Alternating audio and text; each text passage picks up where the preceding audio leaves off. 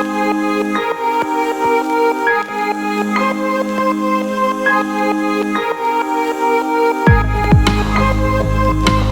guys, my name is Gravina and this is Interesting Random Facts Academy History, and today we're going to talk about the 1958 World Cup, specifically about the winner Brazil, their best player, and their journey to win the World Cup, their first World Cup. But first of all, do you see the button?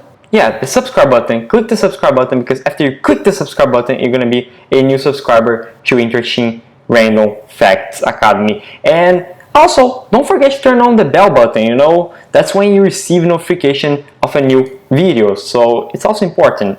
And, well, without further ado, let's begin. In 1948, the FIFA decided that the 1958 World Cup was going to be hosted in Sweden.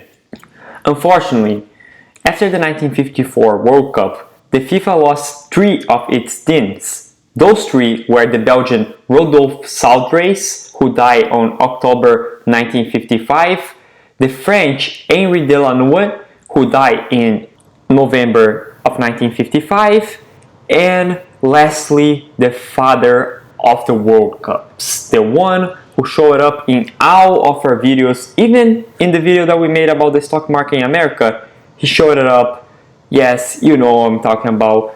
Julius Rimet died on October 1956. He served as the president of FIFA from 1921 to 1954. Then Saudrais took charge, and as I already mentioned, he unfortunately passed away, and thus the new president of FIFA was in the hands of the English Arthur Drillwhite. This World Cup had 16 teams, with their favorite being the Soviet Union.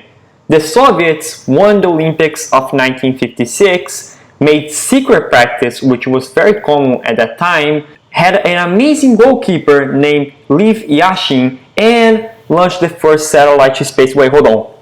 Who put down the script? There was even a legend that said that the Soviet computers were concluding via calculation of the other team's performance that the Soviet Union was going to win the World Cup of that year. Talking about Brazil, Brazil was also favored to win. They were in 6th place on the favorites list according to France Football, and in 1st place on the lists that were made by the Gallup Institute and the Sweden journal Se Sporten. Talking about the group that Brazil was in, Brazil had to face Austria, England, and the Soviet Union. In the first game against Austria, Brazil won by 3-0. In the second game against England, Brazil didn't score any goal, nor did England, 0-0. And in the third game, Brazil was going to face the Soviet Union.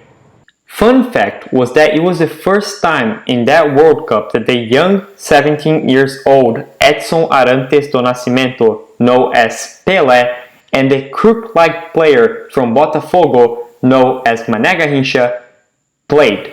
However, it was Vavá who scored the 2 goals for Brazil. Brazil was qualified for the next round, along with Germany, Yugoslavia, France, Northern Ireland, Sweden, Soviet Union, and Wales. Wait, hold on. There we go. Brazil had to face its quarterfinal game against Wales. In that game, Brazil suffered to find the ball on the net. Although in the minute 28 of the second half, Pelé scored the only goal of the match, making Brazil qualified for the semi-finals. In the semi-finals, Brazil was going to face France, who had the top striker of that World Cup edition, Just Fontaine. However, Vavá scored 1-0 Brazil right at the beginning of the match. Fontaine tied, but later Didi scored 2-1 for Brazil. And then we just simply saw a 17 years old scoring 1, 2, 3. Yes, 3 goals. It was a semi-final game of a World Cup, and Pelé scored 3 goals, becoming the youngest player to score a hat-trick in the World Cup. With a 5-2 win against France, Brazil was once again favored to win the World Cup final.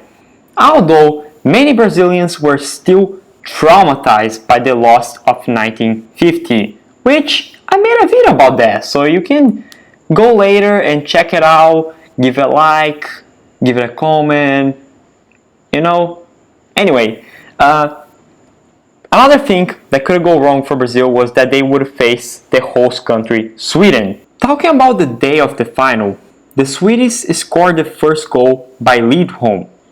The first reaction might have been that Brazil was going to waste another chance of winning the World Cup. But Didi took the ball out of Brazil's goal, walked through the halfway line, and put the ball in there. With that encouragement, Brazil came back with Vava scoring one goal at minute 9 and another at minute 32 of the first half. Brazil ended the first half winning the World Cup, and things got better when the whole world got to see one of the most iconic World Cup goals scored by the young 17 years old Pelé, making the score 3-1 for Brazil. But seriously, scoring a goal like that in a World Cup final is something that very few people can do. Later at the minute 23 of the second half, Zagallo scored 4-1 Brazil. Simonsen scored a goal for Sweden, but Pelé scored another goal for Brazil, making the score 5-2. The game was over, with Brazil finally becoming World Cup champions for the first time. This World Cup marked the beginning of a new era of soccer. It marked the beginning of the Pelé era.